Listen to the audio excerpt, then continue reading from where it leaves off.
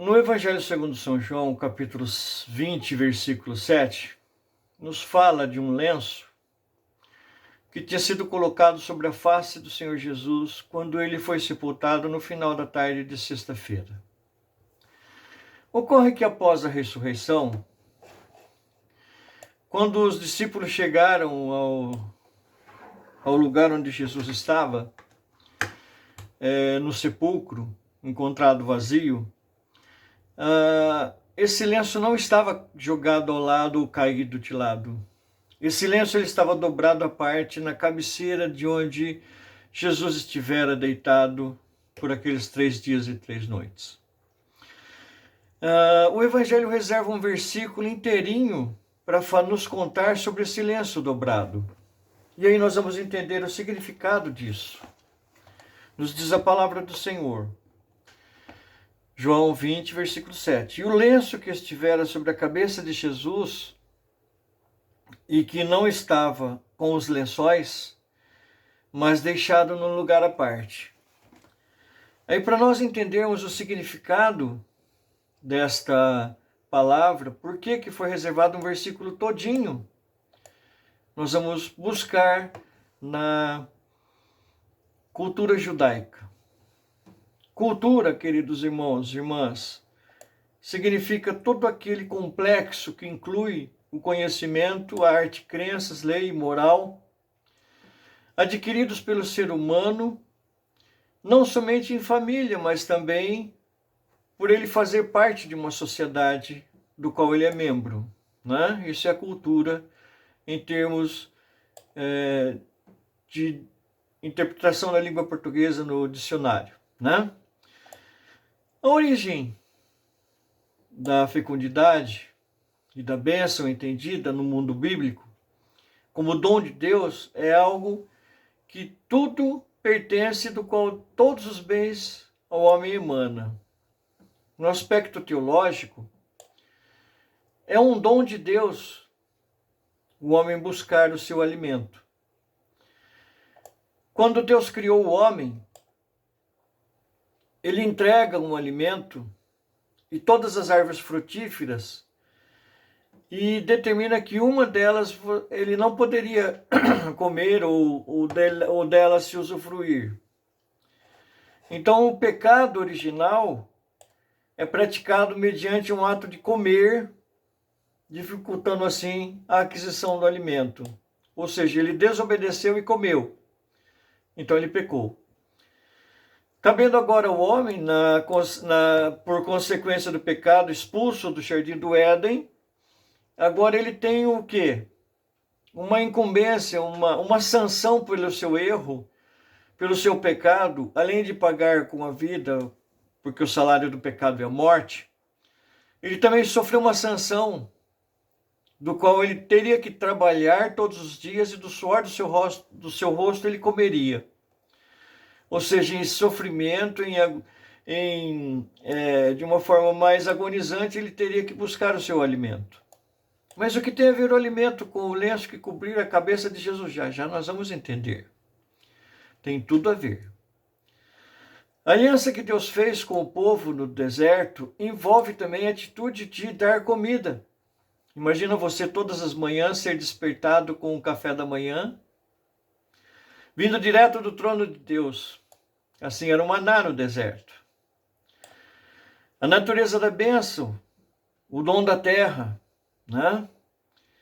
O homem trabalha e a terra recebe a chuva e fecunda, e ali forma uma bênção, a colheita e tudo mais.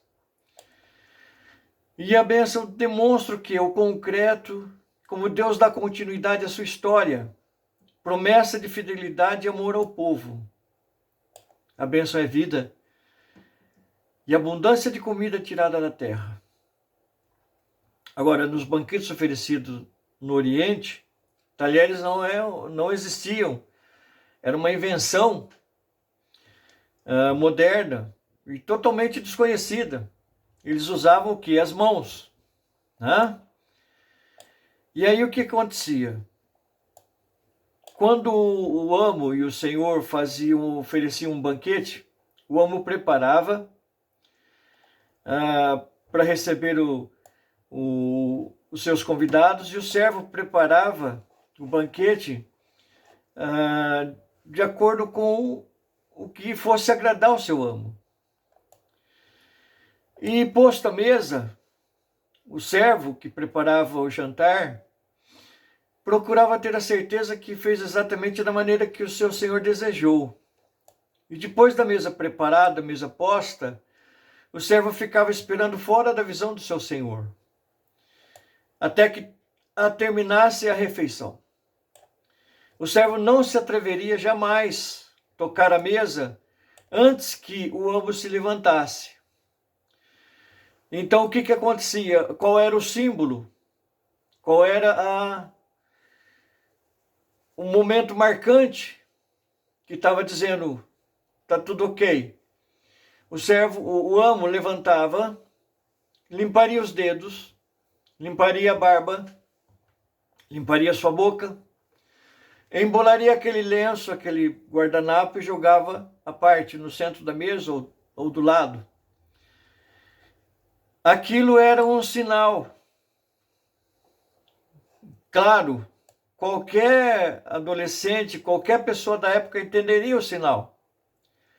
O lenço embolado no meio da mesa, no centro da mesa, queria dizer claramente uma frase certeira: eu terminei. Concluí o jantar. Aí sim o servo se aproximava, retirava a mesa.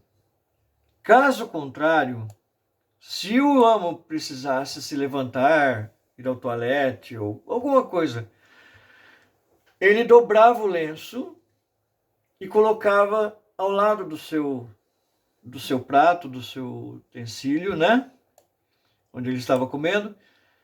E aquele lenço dobrado dizia o seguinte: eu voltarei. Não está terminado. Eu ainda vou concluir, vou jantar ainda, vou continuar o jantar. Mas o lenço dobrado era uma frase clara, certeira: eu voltarei. Pegaram o mistério?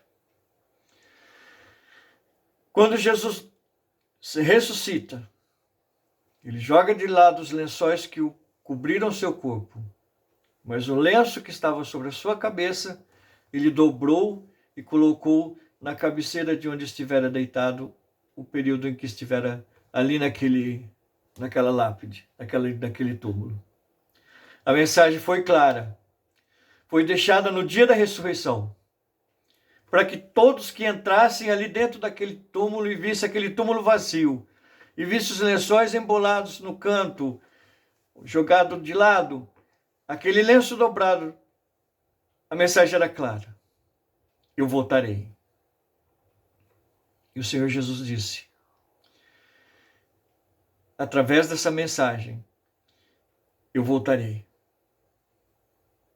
Eu voltarei. Nós não podemos escapar. Ainda que possamos entender que está tardio, está demorado, não sejamos como as 5 virgens imprudentes, nécias, que não aguardaram o mestre, que não aguardaram o noivo, que não tinham reserva em sua botija, mas elas tinham o necessário e, quando chegou no momento, eis o noivo, a lâmpada dela já estava apagada. A mensagem está clara. Há mais de 2000 anos, aquele lenço dobrado deixou claro a mensagem que depois os anjos, ao receberem Jesus na glória, aparecem nas nuvens e falam: por que vocês estão olhando para cima, varões galileus? Este mesmo Senhor que vocês viram subir, ele voltará.